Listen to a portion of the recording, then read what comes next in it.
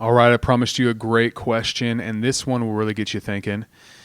Here's the question. What do our clients expect from us? What do our clients expect from us? I want you to take 3 minutes and really think into that. Write down, what do our clients expect from us? 3 minutes starting now.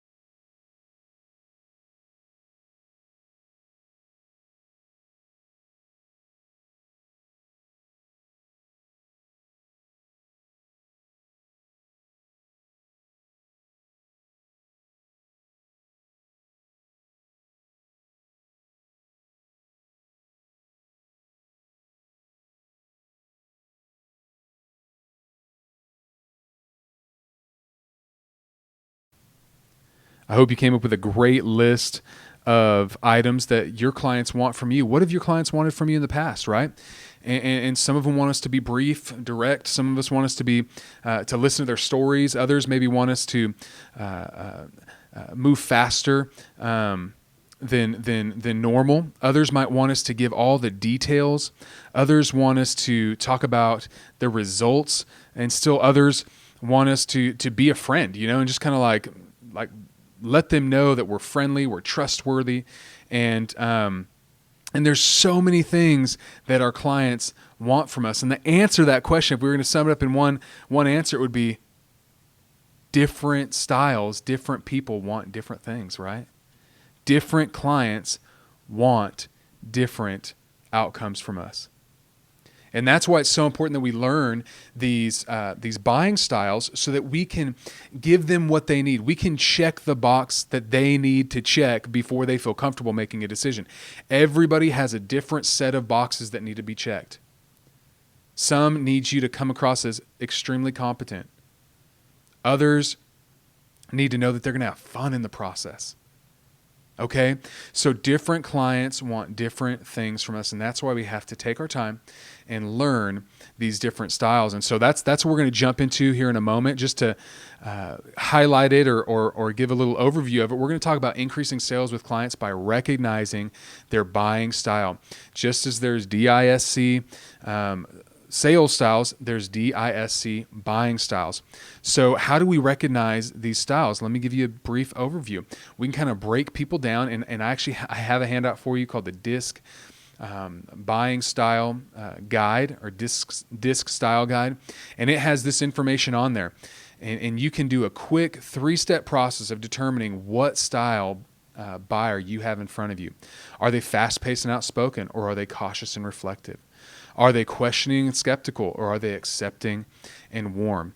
And based on those questions, we can determine which style they are. If they are fast-paced and outspoken and they're questioning and skeptical, they're going to be a D. More than likely, they're going to be a D. If they are cautious and reflective and they're accepting and warm, they're going to be an S. They're steady. Okay? So we can use this quick 3-step process and figure out the style of the person that we are doing business with, and then we can modify and adjust our approach based on that new understanding. So that's what we're going to talk about in this next session. We're going to break it down, D, I, S, and C. So like I said, you can go back and you can refer to this later as you're working with those different personality types and put together a game plan of how to reach them. Okay? See you on the next video.